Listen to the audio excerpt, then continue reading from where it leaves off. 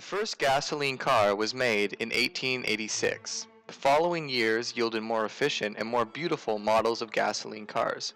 In the 21st century, however, automobiles were engineered to be powered by several different sources of energy. Imagine that the year is 2050. Which energy solution will fuel our automobiles? Assuming that fossil fuels are still available in 2050, why would there be any reason to switch from gasoline-powered cars? Let's take a look at the sustainability of cars in 2018. Currently, the vast majority of cars are powered by petroleum. Petroleum is a fossil fuel which is considered to be non-renewable because it takes millions of years to form naturally. The use of fossil fuels as the main source of fuel has become a problem due to the direct negative effects that it has on the well-being of the planet.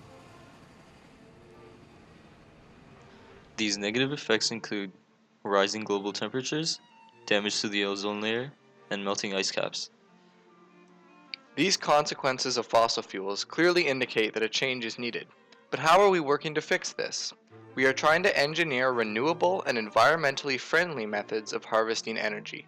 At the forefront of cleaner alternatives for automobiles are batteries and hydrogen fuel cells. Both methods are considered zero-emission vehicles, which means that they do not expel any harmful byproducts. But which of these two are more viable to power our cars of the future?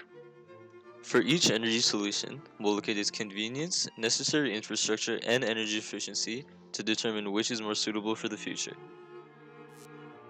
The average driving range of electric cars varies from 90 kilometers to 500 kilometers, depending on the model. Since the storage capacity of batteries gets lower over time, the driving range of the car will shrink as the car gets older. Electric cars can be plugged in at home and charged overnight. The batteries usually take several hours to charge to full capacity. However, there are also rapid charging stations that allow you to charge the battery to 80% capacity in only 30 to 45 minutes.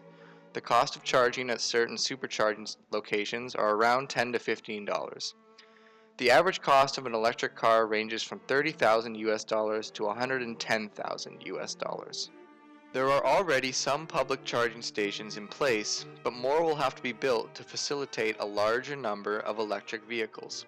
The charging stations also need to be spaced out correctly to allow for long-distance travel outside of urban areas. It is estimated that all the charging infrastructure required for the United States would cost about $10 billion to build. Even without charging stations, users will almost always have the option to simply charge their electric vehicle at home. Electric vehicles are more energy efficient than gasoline cars.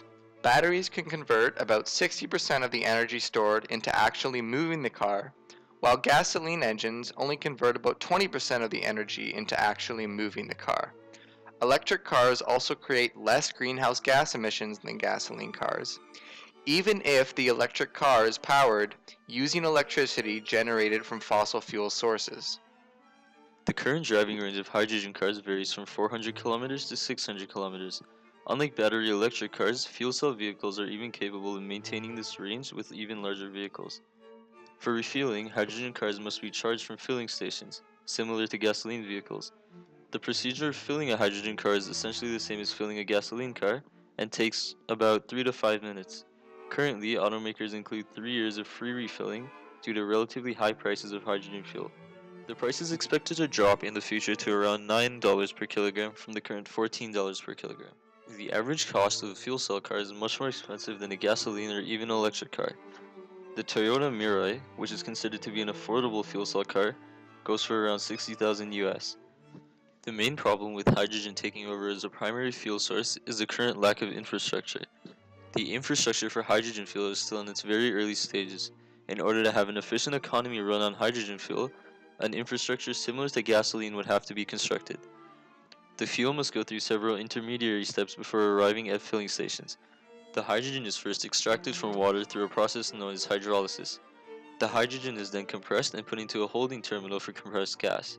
The compressed gas is then transported to a hydrogen station for consumer use. In the US alone, this necessary infrastructure is estimated to cost around $500 billion.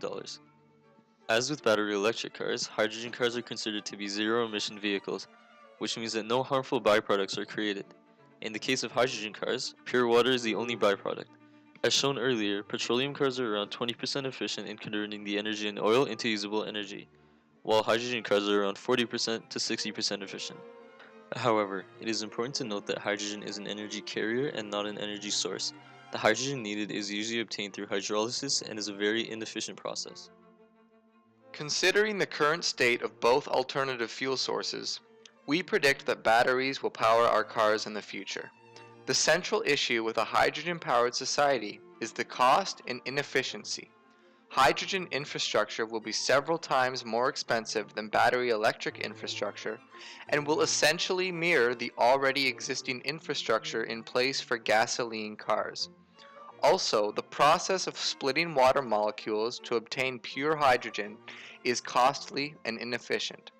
The lower cost of infrastructure, greater efficiency, and convenience of battery electric cars make it the top choice for the vehicles of the future.